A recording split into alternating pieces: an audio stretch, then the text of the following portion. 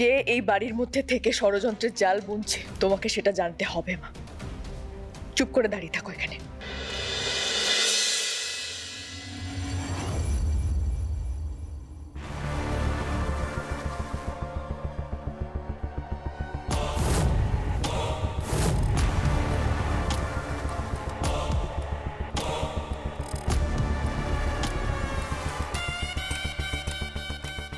মা প্লিজ, মা প্লিজ যেও না, মা প্লিজ।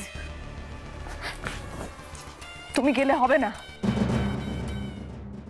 চুপ করে দাঁড়াও এখানে। এই বাড়ির মধ্যে যে গন্ডগোলটা হচ্ছে, তোমার মনের মধ্যে যে অশান্তিটা হচ্ছে, তার জন্য কে দায়ী? কে এই বাড়ির মধ্যে থেকে ষড়যন্ত্রের জাল বুনছে? উজির গলা না? ও কি এসে গেছে?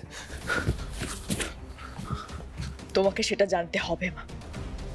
চুপ করে দাঁড়িয়ে থাকো এখানে।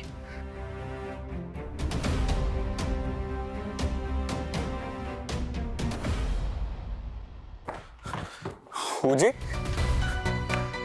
থ্যাংক গড তুমি চলে এসছো। তুমি ঠিক আছো তো? জি,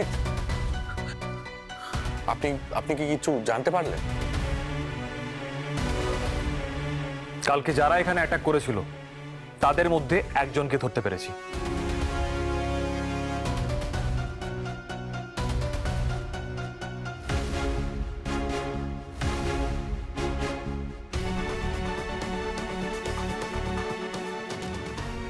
ওই গুন্ডাটাকে যাকে আমরা ধরেছি তাকে এই বাড়ি থেকে কেউ ফোন করে কাজটা করতে বলেছিল, আর গলাটা ছিল একটা মেয়ের গলা।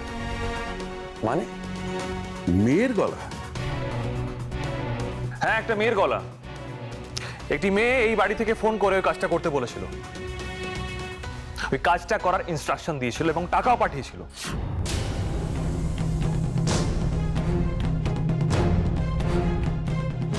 ওই মহিলাটির কথাতেই ওই গুন্ডাগুলো কাজটা করেছে। হ্যাঁ, সেই মেয়েটার ভয়েস রেকর্ড আমরা পাইনি, কিন্তু এটা শিওর যে এই বাড়ি থেকে ফোনটা করা হয়েছিল। এবার আপনারাই বলুন কে হতে পারে?